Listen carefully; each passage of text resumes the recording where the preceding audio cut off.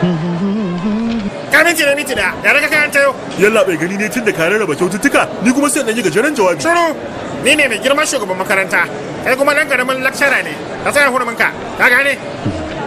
Ka yi rubutu da yawa, ka karanta da kanka, kuma ma da Hausa ka rubuta. Waye zai fahimce ka? A wannan zamanin ɗalibai ba su cika jin Hausa ba. To ai kenan karkara mu. Yanzu abin da za yi, ina gama jawabi na, kawai sai kai naka. To waye zai jira har zuwa lokacin? Yalla bai ina da wata shawara. Kai ke jawabinka da turanci, ni kuma sai in fassara maka zuwa harshen Hausa. Fassara zuwa Hausa. To ka tuna, idan har aka samu wata matsala, to wannan gashin da ya rage a kusura kanka. Kai, to ya fara mana. Zan fara yi. Dear students, ya ku mata da maza da duk masu fatan alheri. Yaushe ne magana da yawa haka? Yalla bai na dan maka kuskure ma ne saboda.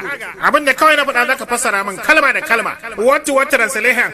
Kalma da kalma. That's right. Wannan haka yake. Today, a yau is our college annual day. Ya kasance namu shekara makaranta rana. You know? Ku? A'a. It's not no, it's no. Shi ba a'a bane, sani ne.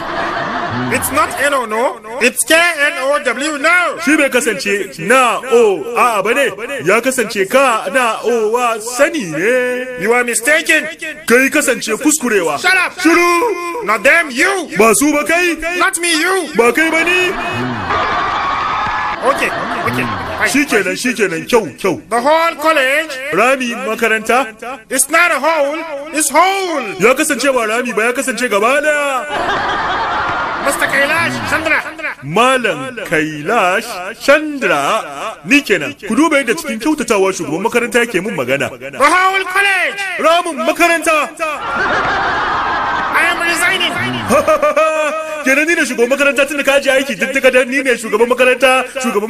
Amma wato ka gane wannan cikin sauki ba? Wani yalla bai. Da nace zan yi marabus, wai na nufin zan yi marabus daga makarantar bane. Zan yi marabus ne daga